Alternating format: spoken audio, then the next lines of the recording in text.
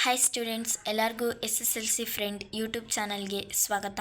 ಯಾರ್ಯಾರು ಇನ್ನೂ ಸಬ್ಸ್ಕ್ರೈಬ್ ಮಾಡ್ಕೊಂಡಿಲ್ಲ ನಮ್ಮ ಚಾನಲ್ನ ಬೇಗ ಸಬ್ಸ್ಕ್ರೈಬ್ ಮಾಡ್ಕೊಳ್ಳಿ. ನಾನೀಗ ಆಲ್ರೆಡಿ ಮಾಡೆಲ್ ಪೇಪರ್ 1 ಎಲ್ಲ ಸಬ್ಜೆಕ್ಟ್ದನ್ನು ಬಿಟ್ಟಿದ್ದೀನಿ, ಅದನ್ನು ನೋಡ್ಕೊಳ್ಳಿ ಯಾರ್ಯಾರು ನೋಡಿಲ್ಲ ಇನ್ನು. ನೆಕ್ಸ್ಟು ಇವಾಗ ನಾನು ಸೈನ್ಸ್ ಮಾಡೆಲ್ ಪೇಪರ್ 2 ಮಾಡ್ತಾಯಿದ್ದೀನಿ. ವಿತ್ ಆನ್ಸರ್ಸ್ ಇದೆ, ನೋಡ್ಕೊಳ್ಳಿ, ನಿಮ್ಗೆ ಈಸಿ. ಫಸ್ಟ್ ಇದರಲ್ಲಿ ವಿಭಜನೆ ಮಾಡಿದ್ದಾರೆ ವಿಜ್ಞಾನದಲ್ಲಿ. ಫಸ್ಟು ಭೌತಶಾಸ್ತ್ರ ಅಂದರೆ ಫಿಸಿಕ್ಸ್ ಇದೆ ನೋಡಿ. 2 ಕ್ವಶನ್ಸ್ ಇದೆ. ಯಾವುದಂದರೆ ಫಸ್ಟು ಫಿಸಿಕ್ಸಲ್ಲಿ 2 ಆಪ್ಷನ್ಸ್ ಇರೋ ಕ್ವಶನ್ಸ್ ಕೊಟ್ಟಿದ್ದಾರೆ. 4 ಆಪ್ಷನ್ ಇರುತ್ತೆ, ಅದರಲ್ಲಿ ನೀವು 1 ಬರೀಬೇಕು.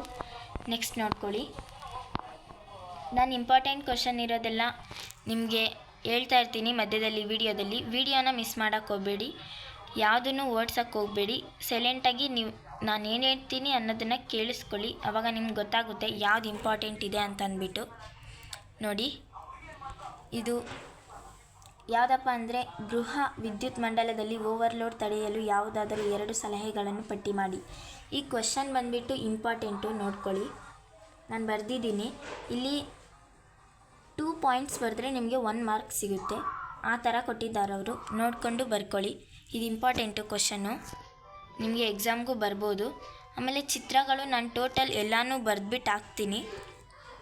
ಇದು ಸಹ ಇಂಪಾರ್ಟೆಂಟ್, ಅಂದರೆ ಚಿತ್ರಗಳನ್ನೇ ಸಪ್ರೇಟಾಗಿ ನಾನು ಬರೆದ್ಬಿಟ್ಟು ಹಾಕ್ತೀನಿ, ನೀವು ಇದನ್ನು ನೋಡ್ಕೊಳ್ಳಿ. ನೆಕ್ಸ್ಟು ಬಿಳಿಯ ಬಣ್ಣದ ಬೆಳಕಿನ ಪುನರ್ ಸಂಯೋಜನೆಯನ್ನು ತೋರಿಸುವ ನ್ಯೂಟನ್ರವರು ಮಾಡಿದ ಪ್ರಯೋಗದ ಚಿತ್ರವನ್ನು ಬರೆಯಿರಿ. ಇದು ಕೂಡ ಇಂಪಾರ್ಟೆಂಟ್. ಇದು ಬರೆಯಿರಿ ಮತ್ತು ವಿವರಿಸಿ ಅಂತ ಕೊಟ್ಟರೆ 4 ಮಾರ್ಕ್ಸಿಗೆ ಕೊಡ್ತಾರೆ. ಬರೀರಿ ಅಂದರೆ 2 ಮಾರ್ಕು ಇಲ್ಲ 1 ಮಾರ್ಕ್ ಕೊಡ್ತಾರೆ ಅಷ್ಟೇ. ಇಂಪಾರ್ಟೆಂಟು, ನೋಡ್ಕೊಳ್ಳಿ. ಬಿಳಿಯ ಬಣ್ಣದ ಬೆಳಕಿನ ಪುನರ್ ಸಂಯೋಜನೆ ನಿಮಗೆ ಟೆಕ್ಸ್ಟ್ ಬುಕ್ಕಲ್ಲಿದೆ, ಯಾವುದೇ ಟೆನ್ಷನ್ ಬೇಡ. ನೋಡಿ, ನೆಕ್ಸ್ಟು ನಿಯಮಗಳನ್ನ ಕರೆಕ್ಟಾಗಿ ಕಲ್ತಿರಿ. 6 ನಿಯಮಗಳಿದೆ. ಆ 6 ನಿಯಮಗಳನ್ನ ಕಲಿತ್ರೆ ನಿಮಗೆ 9 ಆರ್ 10 ಮಾರ್ಕ್ಸ್ ಅದರಲ್ಲೇ ಬಂದುಬಿಡುತ್ತೆ. ನೋಡಿ, ಬೆಳಕಿನ ಪ್ರತಿಫಲನದ 2 ನಿಯಮಗಳನ್ನು ನೋಡಿ. ಇಲ್ಲೂ ನಿಯಮ ಇದೆ, ತುಂಬ ಸಾರಿ ನಿಯಮಗಳು ರಿಪೀಟ್ ಆಗುತ್ತೆ. ನೀವು ಪ್ರಿಪ್ರೇಟ್ರಿ ಕಲಿತ್ರೆ ಅದೇ ನಿಮಗೆ ಫೈನಲ್ ಎಕ್ಸಾಮಿಗೆ ಬರುತ್ತೆ, ಸೊ ಅದಕ್ಕೆ ಕಲ್ತಿರಿ. ನೋಡಿ, ನಿಯಮ ಒಂದು ಇಂಪಾರ್ಟೆಂಟ್ ಇದರಲ್ಲಿ. ನೆಕ್ಸ್ಟ್ ನಾನು ಹೇಳ್ಕೊಂಡು ಹೋಗ್ತೀನಿ. ನೋಡಿ, ಬೆಳಕಿನ ವಕ್ರೀಭವನ ನೋಡಿ, ಇದು ಇಂಪಾರ್ಟೆಂಟು. ಬೆಳಕಿನ ವಕ್ರೀಭವನ ಎಲ್ಲಿ? ಬೆಳಕಿನ ವಕ್ರೀಭವನವನ್ನು ತೋರಿಸುವ ಚಟುವಟಿಕೆಯನ್ನು ವಿವರಿಸಿ ಅಂತ ಕೊಟ್ಟಿದ್ದಾರೆ ನೋಡಿ. ಇಂಪಾರ್ಟೆಂಟು ಮಕ್ಕಳ, ಓದ್ಕೊಳ್ಳಿ. ನೆಕ್ಸ್ಟು ಸಮೀಪ ದೃಷ್ಟಿ ಎಂದರೇನು? ಇದೇನು ಅಷ್ಟು ಇಂಪಾರ್ಟೆಂಟ್ ಅಲ್ಲ. ನೆಕ್ಸ್ಟು ನೋಡಿ, ಇಲ್ಲಿ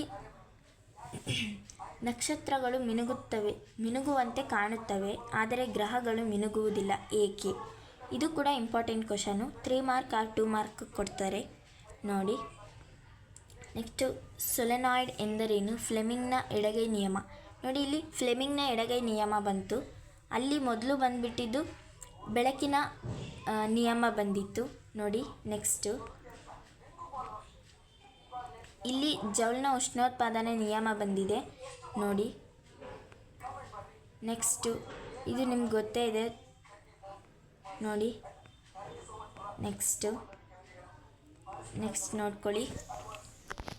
ಆಮೇಲೆ ಒಂದು ಪೀನ ಮಸೂರನ ಕಲ್ತಿರಿ, ಅದು ಚಿತ್ರ ಕೊಡ್ತಾರೆ 3 ಆರ್ 4 ಮಾರ್ಕ್ಸ್ಗೆ ನೋಡಿ. ಫಿಸಿಕ್ಸ್ ಬಂದುಬಿಟ್ಟು ಇವಾಗ ಆಲ್ರೆಡಿ ನಾನು 2-3 ಕ್ವಶನ್ಸ್ನ ಕೇಳಿದ್ದೀನಿ. ಇಂಪಾರ್ಟೆಂಟ್ ಇರೋ ಕ್ವಶನ್ಸ್ ನಾನು ಹಾಕ್ತೀನಿ. ಇಲ್ಲಿಗೆ ಫಿಸಿಕ್ಸ್ ಬಂದುಬಿಟ್ಟು ಎಂಡ್ ಆಗುತ್ತೆ ನೋಡಿ. ನೆಕ್ಸ್ಟು ಕೆಮಿಸ್ಟ್ರಿ ಅಂದರೆ ರಸಾಯನಶಾಸ್ತ್ರ ನೋಡಿ. 1 ಮಾರ್ಕ್ದು ಅಂದರೆ ಆಪ್ಷನ್ ಇರೋದು 3 ಕ್ವಶನ್ಸ್ ಇದೆ. ಒಂದೊಂದು ಕ್ವಶನ್ಗೆ 1 ಮಾರ್ಕು. ನೆಕ್ಸ್ಟು 1 ಮಾರ್ಕ್ದು ಕೂಡ ಮತ್ತು ಆಪ್ಷನ್ ಇಲ್ಲದೇ ಇರೋದು ನಾವೇ ಒಂದು ವಾಕ್ಯದಲ್ಲಿ ಬರೆಯೋದು ಕೂಡ 3 ಮಾರ್ಕ್ಸ್ಗಿದೆ ನೋಡಿ. ನಾನು ಇದರಲ್ಲಿ ಹೇಳ್ತೀನಿ ಯಾವ್ದು ಇಂಪಾರ್ಟೆಂಟ್ ಅಂತ. ವಿಡಿಯೋ ಮಿಸ್ ಮಾಡಬೇಡಿ. ನಮ್ಮ ಹಳೆಯ ವಿಡಿಯೋನ ಯಾರ್ಯಾರು ನೋಡಿಲ್ಲ ಬೇಗ ಹೋಗಿ ನೋಡಿ. ವಿಡಿಯೋ ಇಷ್ಟ ಆದರೆ ಲೈಕ್ ಕೊಡಿ ನೋಡಿ. ಇಲ್ಲಿ ಇಂಪಾರ್ಟೆಂಟ್ ಕ್ವಶನ್ ಬಂದುಬಿಟ್ಟು ಇದು ಸಾಬೂನು ಕೊಳೆಯನ್ನು ಸ್ವಚ್ಛಗೊಳಿಸುವ ಪ್ರಕ್ರಿಯೆಯನ್ನು ವಿವರಿಸಿ.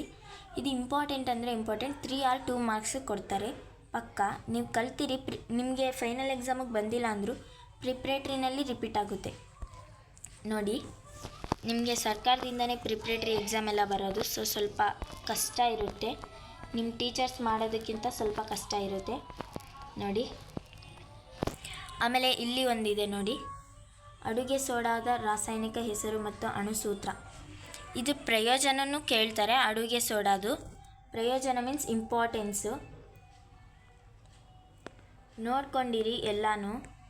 ಆಮೇಲೆ ಚಲುವೆ ಪುಡಿ ಇವೆಲ್ಲನೂ ಕೇಳ್ತಾರೆ, ಸೊ ಅದ್ರದ್ದೆಲ್ಲ ನೋಡ್ಕೊಂಡಿರಿ ನೋಡಿ. ಚಿತ್ರ ಕೊಟ್ಟಿದ್ದಾರೆ, ಚಿತ್ರ ಸಪ್ರೇಟಾಗಿ ಬಿಟ್ಬಿಡಿ, ಅದನ್ನೇ ನಾನೊಂದು ವಿಡಿಯೋ ಮಾಡ್ತೀನಿ ನೋಡಿ. ನೆಕ್ಸ್ಟು ಅಲ್ಲಿಗೆ ಕಂಪ್ಲೀಟ್ ಆಯಿತು. ಕೆಮಿಸ್ಟ್ರಿ ಕಂಪ್ಲೀಟು, ಫಿಸಿಕ್ಸು ಮತ್ತು ಕೆಮಿಸ್ಟ್ರಿ ಕಂಪ್ಲೀಟ್ ಆಯಿತು. ಇವಾಗ ಜೀವಶಾಸ್ತ್ರ ಅಂದರೆ ಬಯಾಲಜಿ ನೋಡ್ಕೊಳ್ಳಿ. ಬಯಾಲಜಿ ಈಸಿನೇ ಇರುತ್ತೆ, 3 ಮಾರ್ಕ್ಗಿದೆ ನೋಡಿ. ಆಪ್ಷನ್ ಇರೋ ಕ್ವಶನ್ಸು 3 ಮಾರ್ಕ್ಗಿದೆ. ನೆಕ್ಸ್ಟು 3 ಮಾರ್ಕ್ಗಿದೆ, 1 ಮಾರ್ಕ್ ಕ್ವಶನ್ಸು ನೋಡಿ. ಇಂಪಾರ್ಟೆಂಟ್ ಇರೋ ಕ್ವಶನ್ಸ್ ಹೇಳ್ತಾ ಇರ್ತೀನಿ, ಗಮನ ಕೊಟ್ಟು ಕೇಳಿಸ್ಕೋಬೇಕು ನೋಡಿ. ನೆಫ್ರಾನು ಹೋದ ವರ್ಷ ಪೇಪರಲ್ಲಿ ಬಂದಿರೋ ಕ್ವಶನ್ ನೋಡಿ. ನೆಫ್ರಾನು ಹೋದ ಸರಿ ಫೈನಲ್ ಎಕ್ಸಾಮಲ್ಲಿ ಇದು 2 ಮಾರ್ಕಿಗೆ ಬಂದಿತ್ತು ಕ್ವಶನ್ನು. ಇವಾಗ ಕೂಡ ಮಾಡೆಲ್ ಪೇಪರಲ್ಲಿ ಕೊಟ್ಟಿದ್ದಾರೆ. ಈಸಿಯಾಗಿ ಬರೆಯೋದನ್ನು ಕಲ್ತ್ಕೊಳ್ಳಿ, ಇಲ್ಲ ನಾನು ಬರೆದ್ಬಿಟ್ಟು ನಿಮಗೆ ಅದನ್ನು ಹಾಕ್ತೀನಿ ಈಸಿಯಾಗಿರೋದು ನೋಡಿ. ನೆಕ್ಸ್ಟು ಮಾನವನ ಮೆದುಳು ನೋಡ್ಕೊಳ್ಳಿ. ಮಾನವನ ಮೆದುಳು ಇದೆ ನೋಡಿ. ಮಾನವನ ಮೆದುಳು, ಮಾನವನ ಹೃದಯ, ಆಮೇಲೆ ಇನ್ನೂ ತುಂಬ ಚಿತ್ರಗಳಿದೆ, ಅದು ಇಂಪಾರ್ಟೆಂಟೇ. ನಾನು ಚಿತ್ರಗಳದ್ದೇ ಒಂದು ವಿಡಿಯೋ ಮಾಡಿಬಿಟ್ಟು ಹಾಕ್ತೀನಿ ನೋಡ್ಕೊಳ್ಳಿ, ಅಷ್ಟೊತ್ತವರೆಗೂ ನೋಡಿ. ಆಮೇಲೆ ಇದು ಬಂದುಬಿಟ್ಟು ತುಂಬ ಈಸಿ. ನೀವು ನಿಮ್ಮ ಟೀಚರ್ಸ್ ಹತ್ರ ಕೇಳಿ ಅರ್ಥ ಮಾಡಿಕೊಂಡು ಇದನ್ನು ಬರೆದ್ರೆ ತುಂಬ ಈಸಿ. ಇದು 3 ಮಾರ್ಕಿಗಿರುತ್ತೆ ಇದು ನೋಡಿ. 2 ಕ್ವಶನ್ 6 ಕೊಟ್ಟಿದ್ದಾರೆ, ಇದು ಇಲ್ಲ ಇದು ಬರಿಬೋದು ಅಂತಂದ್ಬಿಟ್ಟು. ಇಂಪಾರ್ಟೆಂಟ್ ಕ್ವಶನ್ನು ಇರಿ ನೋಡಿ. ಕೆಂಪು ಬಣ್ಣದ ಹೂಗಳನ್ನು ಬಿಡುವ ಎತ್ತರವಾದ, ಇಂಪಾರ್ಟೆಂಟು ಲಿಸ್ಟಲ್ಲಿ ಇಟ್ಕೊಂಡಿರಿ ನೋಡಿ. ನೀವು ಇಂಪಾರ್ಟೆಂಟ್ ಕ್ವಶನ್ನೇ ಲಿಸ್ಟ್ ಮಾಡ್ಕೊತೀನಿ ಅಂದರೆ ಮಾಡ್ಕೋಬೋದು ನೋಡಿ. ಅದು ಇಂಪಾರ್ಟೆಂಟು, ಮಿಸ್ ಮಾಡಬೇಡಿ, ಚೆನ್ನಾಗಿ ಓದ್ಕೊಳ್ಳಿ ನೋಡಿ. ನೆಕ್ಸ್ಟು ಝೈಲಮು ಫ್ಲೋಯಮು, ಇದು ಬಂದುಬಿಟ್ಟು ಅದೇ ವ್ಯತ್ಯಾಸ ಕೇಳ್ತಾರೆ ಇದ್ರದ್ದು. ಆಮೇಲೆ ಝೈಲಮು ಫ್ಲೋಯಮು ಎಲ್ಲ ಬೇರೆ ಬೇರೆ ಇನ್ನೂ ವ್ಯತ್ಯಾಸಗಳಿದೆ, ವ್ಯತ್ಯಾಸಗಳೇ ಸಪ್ರೇಟಾಗಿ ಹಾಕ್ತೀನಿ ನೋಡಿ. ಇದು ಬಂದುಬಿಟ್ಟು 5 ಮಾರ್ಕಿಗಿದೆ ನೋಡಿ.